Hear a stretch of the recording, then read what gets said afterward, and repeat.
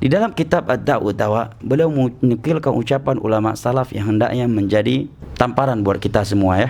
Apa kata sebagian ulama salaf? Al-ma'siyatu baridul kufr. Maksiat itu adalah jembatan kekufuran. Dan itu fakta ya kan. Tak sedikit demi maksiat sebagian orang rela ganti agama. Betul enggak? Pacarisasi yang berakhir dengan kristenisasi. Dan itu terjadi. Bahkan Imam Ibn Qayyim juga menyebutkan sebagian mereka demi melampiaskan syahwatnya rela dia pergi ke dukun supaya seorang wanita mau menerimanya. Dan mendatangi dukun adalah kekufuran, pembatal Islam. Man ata kahinan aw arrafan fasaddaqu bima yaqul faqad kafara bima unzila ala Muhammad. Bahkan sebagian mereka rela mengucapkan kata-kata kufur demi bisa menzinai seorang wanita tatkala dia sudah berada di puncak syahwat yang sedang bergejolak atau sedang klimaks syahwatnya sehingga dia lost control.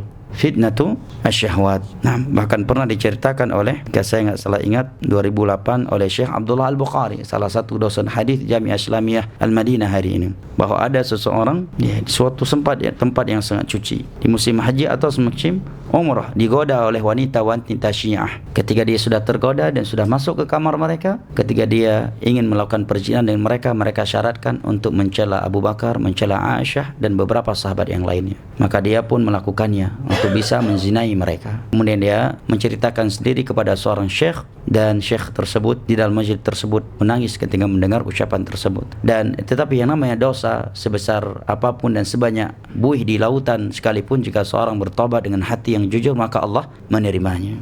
Bahkan tidaklah kebanyakan penuntut ilmu agama menyimpang dan meninggalkan jalan yang benar kecuali karenakan syahwat. Orang yang telah mengetahui kebenaran kemudian menyimpang itu rata-rata karena syahwat. Berbeda dengan orang awam, jatuh ke dalam kesyirikan dan kebid'ahan itu rata-rata karena syubhat.